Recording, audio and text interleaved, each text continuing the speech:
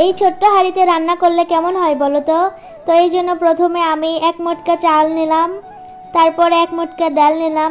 চাল আর ডালের পরিমাণটা আমি সমান রেখেছি যাতে খাইতে অনেক মজা হয়। এই দেখো চাল আর ডাল একসাথে মিশাল করেছি, কত সুন্দর লাগতেছে দেখতে। আসসালামু আলাইকুম, সবাই কেমন আছো? আশা করি সবাই ভালো আছো। এই ছোট্ট হাঁড়িটা আমি আজ থেকে 1.5 বছর আগে কিনেছিলাম। এই হাঁড়িতে যে রান্না করব তা আমি কখনোই ভাবিনি। তো আজকে আমি এই ছোট্ট মাটির হাঁড়িতে খিচুড়ি রান্না করব, সাথে থাকবে মাছ ভাজি আর মাছ ভর্তা। আমার এক হাতে কালো কাপড়ে মোড়ানো যেটা দেখতে পারছো, এটা কিন্তু একটা মিনি গ্যাসের চুলা। আর আজকে আমি এই মিনি গ্যাসের চুলায় রান্না করব ছোট মাটির হাঁড়িতে। তো এই দেখো গ্যাসের চুলাটা অনেক আগে আমি কিনেছিলাম কিন্তু ব্যবহার করা হয়নি। আজকে যেহেতু ছোট মাটির হাঁড়িতে রান্না করব তাই ভাবলাম মিনি গ্যাসের চুলাই রান্না করব। মিনি গ্যাসের চুলার জন্য মিনি একটা সিলিন্ডার গ্যাসও আছে। আমার কেন জানি সিলিন্ডারটা দেখে খুব হাসি পাই। তোমাদের কেমন লাগে অবশ্যই কমেন্ট করে বলবে।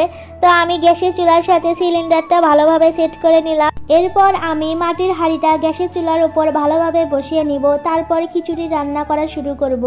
গ্যাসের চুলাটা ছোট হলেও কাজটা কিন্তু বড় চুলার মতোই। তো মাটির হাঁড়িটা গরম হওয়ার পর আমি একটু তেল ঢেলে নিলাম। এরপর পেঁয়াজ আর মরিচ ভালোভাবে দিয়ে নিব। যেহেতু মাটির পাতিলটা অনেক ছোট তাই আমি নাড়াচাড়া করার জন্য কাঁটা চামচটা ব্যবহার করতেছি। তো এদিকে পেঁয়াজ আর মরিচ ভাজতে দিয়ে আমি এদিকে চাল আর ডাল ধুয়ে নিব।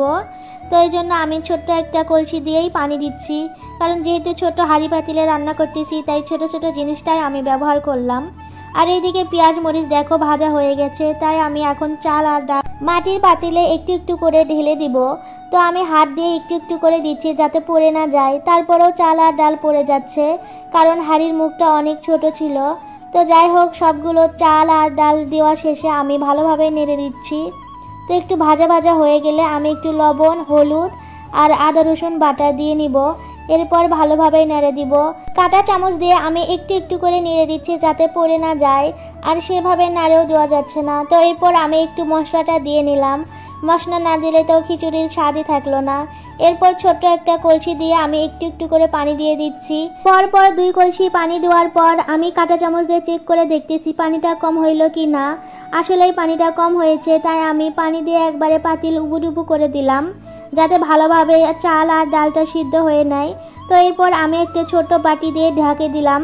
5 মিনিট জাল করার পর দেখি পাতিল থেকে পাতিলের অংশগুলো খুলে ফুলে যাচ্ছে। আর এদিকে আমার খিচুড়িটাও হয়নি, তাই আমি আরেকটা পাতিলে, ছোট একটা স্টিলের পাতিলে আমি এই খিচুড়িগুলো ঢেলে নিব। তো এই খিচুড়িগুলো আস্তে আস্তে আমি ঢেলে নিচ্ছি কাঁটা চামচ দিয়েই, কারণ বড় চামচ তো ছোট্ট পাতিলের ভিতর ঢুকবে না। এদিকে চালও তেমন একটা সিদ্ধ হয়নি, পানিও মনে হয় একটু কম হয়েছে, তাই আমি সবগুলো একবারে ঢেলে দিলাম। আর ওই দেখো পাতিলের গা থেকে তেমন খুলে খুলে পড়েছে, এই দেখো। তো আমি ভয়েই ছিলাম যদি একবারে পুরোটা ভেঙে যায় তাহলে আমার চাল ডাল পুরোটাই নষ্ট হয়ে যাবে। গ্যাসের চুলার কথা তো বলাই যাবে না। যেহেতু মাটির পাতিল থেকে স্টিলের পাতিল একটু বড়, তাই আমি গ্যাসের চুলার স্ট্যান্ডগুলো বিছিয়ে নিলাম। আর এই দেখো এই মাটির অংশগুলো খুলে খুলে পড়েছে পাতিল থেকে। সবগুলো খিচুড়ি পাতিলে ঢেলে নেওয়ার পর একটু পানি দিয়ে আবার সিদ্ধ বসিয়ে দিলাম গ্যাসের চুলার উপর। তো একটু পর দেখো কিভাবে সিদ্ধ হচ্ছে। প্রথমটা মাটির পাতিলে তেমন একটা দেখা যেত না, কারণ পাতিলটা ছোট, আর এই পাতিল একটু বড় হওয়ার কারণে ঠিকভাবে দেখা যাচ্ছে। তো আমার হাতের কাছে যেহেতু কাঁটা চামচই ছিল, তাই কাঁটা চামচ দিয়ে ভালোভাবে নেড়ে নিলাম। আর এদিকে আমি ভর্তার জন্য পেঁয়াজটা ভালোভাবে ভেজে নিলাম।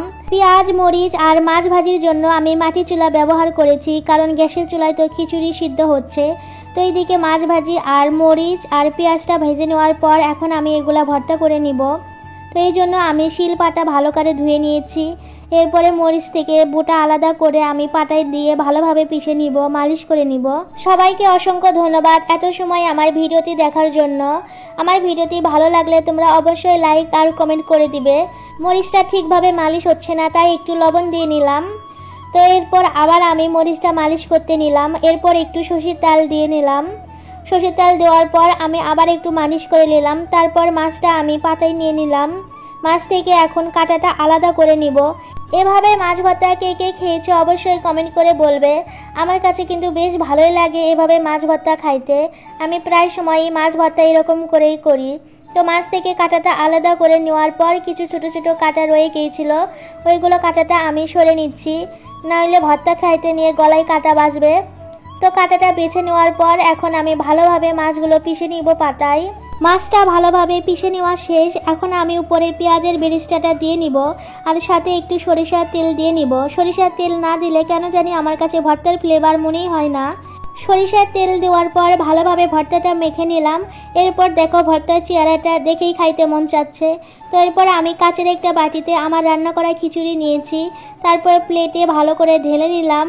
তারপর প্লেটের এক সাইডে মাছ ভর্তা, সাথে মাছ ভাজি আর খিচুড়ির উপরে একটা শুকনা মরিচ দিয়ে নিলাম। এরপর আমি খাওয়া শুরু করব। এত সময় রান্না করলাম আর খাবো না তা তো হয়ই না। তো তোমাদেরকে অসংখ্য ধন্যবাদ।